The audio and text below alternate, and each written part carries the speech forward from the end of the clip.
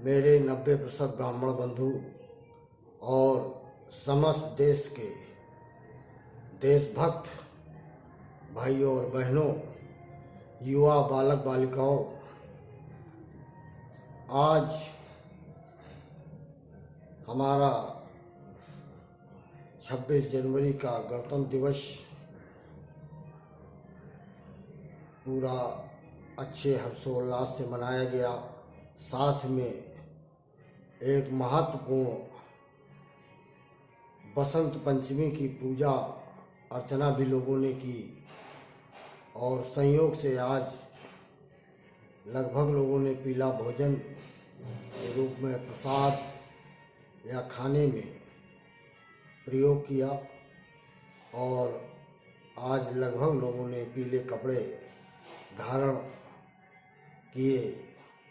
यही हमारे देश का सनातन धर्म का अपना एक प्रभाव है, जिसमें जमीनी स्तर पर सभी समाज के लोग त्योहारों को बहुत अच्छे ढंग से मनाते हैं, पूजा अर्चना करते हैं, टाइम से भाईचारा मेलजोल के लिए एक दूसरे को बधाई देते हैं, शुभकामनाएं देते हैं। इतना अच्छा शायद मुझे नहीं लगता कि पूरे वर्ष में कहीं पर्व मनाए जाते होंगे।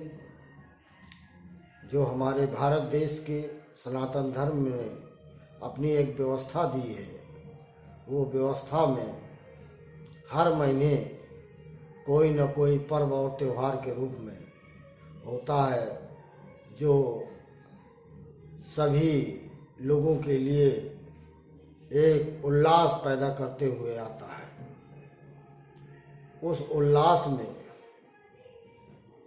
कुछ कमियां करने के लिए हमारे बीच के ही लोग चुनाव जीतने के लिए अपनी स्थिति मजबूत करने के लिए हथकंडे अपनाते हैं, ओपन अलग और अंदर से बातचीत करके अलग। आखिर ऐसा क्यों होता है? उसका मेन कारण यह है कि हम लोग प्रत्युत्तर नहीं देते हैं। इन सभी राजनेताओं को जो गलत बोलते हैं, गलत बयानबाजी करते हैं, इनका विरोध निश्चित तौर पे करना चाहिए। हमारे आपके मतों से ही ये सांसद, विधायक, मंत्री बनते हैं, मुख्यमंत्री और प्रधानमंत्री बनते हैं। आखिर वो संस्कार जो हमारे भारत देश में आदिकाल से आज तक चले आए हैं, आज मैं बड़े फक्र के साथ कह सकता हूँ कि हमारे आदरणीय रामभद्राचार्य जी काफ़ी लोगों को गलत बोलने पर वो सीधे डिबेट करने की बात, शास्त्रार्थ करने की बात कहते हैं।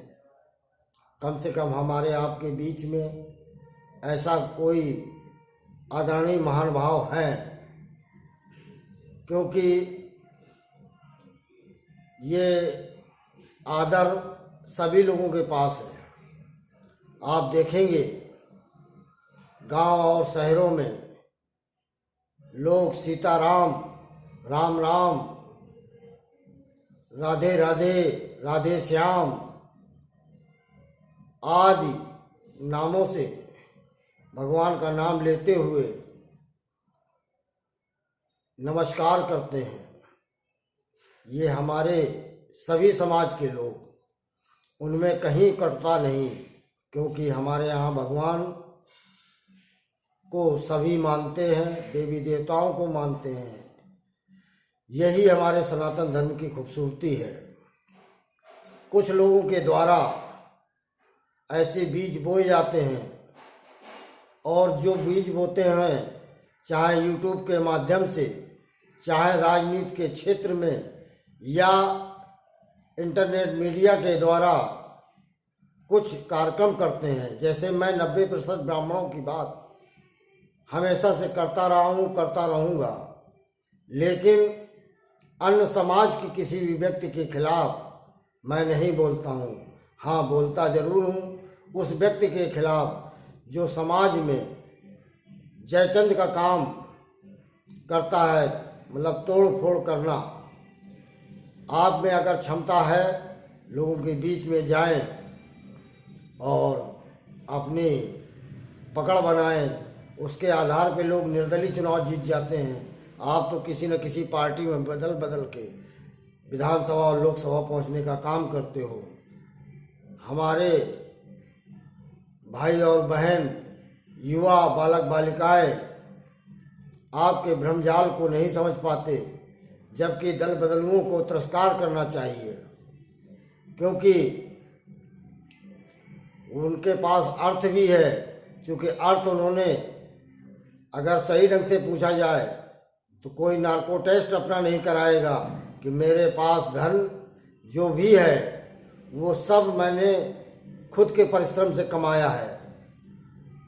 शायद अगर ढूंढेंगे तो 1% नेता ऐसे होंगे जो इसके लिए तैयार हों, बाकी 99% नेताओं के पास कहीं ना कहीं से नंबर 2 का ही धन होगा।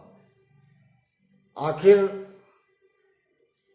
अब जागरूकता आ गई है, शिक्षा का प्रसार हो गया है, तो इन्हीं शब्दों के साथ मैं आप लोगों से अपील करता हूँ कि सनातन धर्म जो हमारा है, उनके पूर्वज सभी समाज के, जिनकी जितनी हैसियत थी, जितना जिनके पास पावर था, जो जिस लायक था, हमेशा वो देश के लिए खड़ा हुआ है।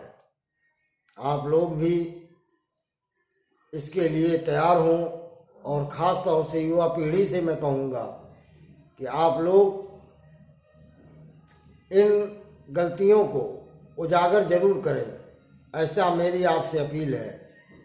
मैंने यूट्यूब चैनल जो चालू किया है, अन्याय भ्रष्टाचार के खिलाफ ललकार अशोक दुबे लंकेश के नाम से, उसका उद्देश्य ही यही है।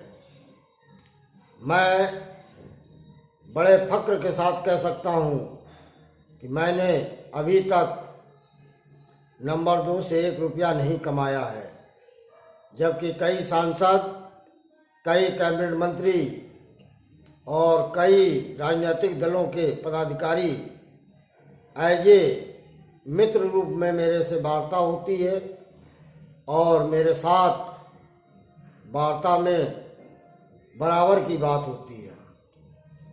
लेकिन मैंने बराबर चलने का साहस रखा है, पीछे चलने का नहीं, चाटकारता का नहीं। आप लोग इसी उद्देश्य से, घर परिवार सबको चलाना है, थोड़ा परिश्रम करिए, ईश्वर चाहेगा बहुत खुशहाल जिंदगी जियोगे।